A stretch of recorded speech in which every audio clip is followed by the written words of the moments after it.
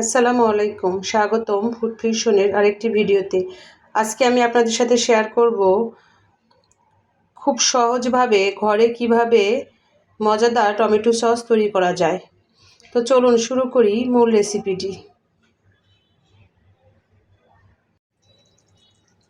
Tomato sauce বানানোর জন্য এখানে আমি 1 কেজি টমেটো নিয়েছি। টমেটোগুলোকে ধুয়ে পরিষ্কার করে নিয়েছি। এখন আমি টমেটোগুলোকে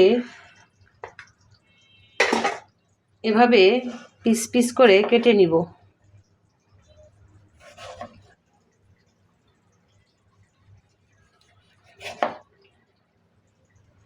সবগুলো টমেটো আমি এভাবে কেটে নিব।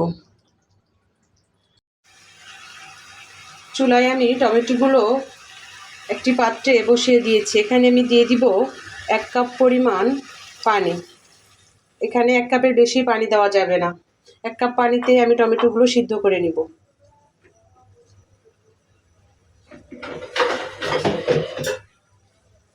দিয়ে দিচ্ছি ঢাকনা। ঢাকনা দিয়ে টমেটোগুলো আমি সিদ্ধ করে নিব।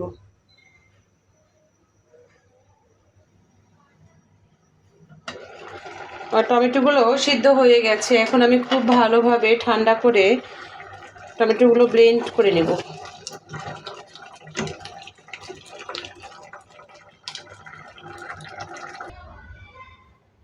আমি সসগুলোকে ব্লেন্ড করে নিয়েছি। এখন একটি ছাঁকনির সাহায্যে ছেঁকে নিব। খুব ভালোভাবে ছেঁকে নিতে হবে।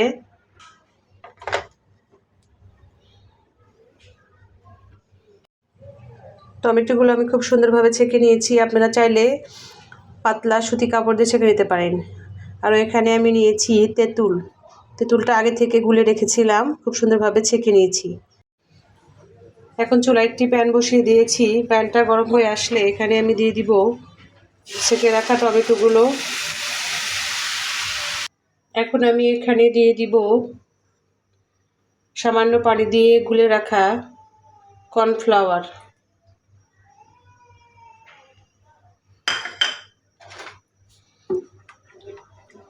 দিয়ে ভালোভাবে মিশিয়ে নিব। দিয়ে দিচ্ছি তেঁতুলের টকটা এবং দিয়ে দিচ্ছি আমি শুকনো মরিচ গুঁড়ো। আপনারা এটা টেস্ট অনুযায়ী দিবেন। এখন আমি দিয়ে দিব 1/4 কাপ চিনি।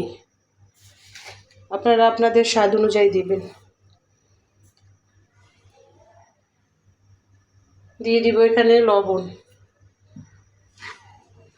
এখন আমি 20 মিনিট এটা লো হিটে রান্না করে নেব।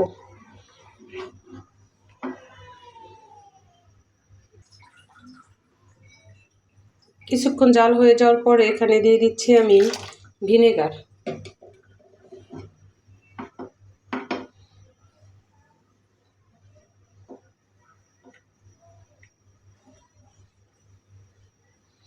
বারবার কিন্তু এটা নেড়ে দিতে হবে, না হলে নিচে লেগে যেতে পারে।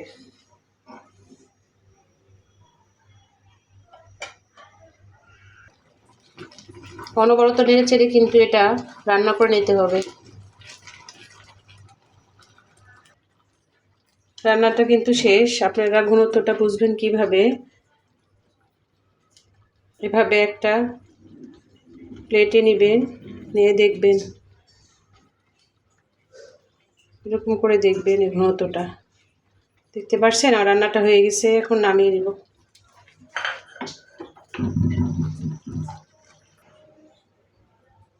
ব্যাস তৈরি হয়ে গেল মজাদার টমেটো সস। ভিডিওটি কেমন লেগেছে কমেন্টে জানাবেন। আর এরকম মজার মজার ভিডিও পেতে আমার চ্যানেলটি সাবস্ক্রাইব করে সাথে থাকবেন। ফিরে আসবো নতুন কোনো মজার রেসিপি নিয়ে। ততক্ষণ ভালো থাকবেন, সুস্থ থাকবেন। আল্লাহ হাফেজ।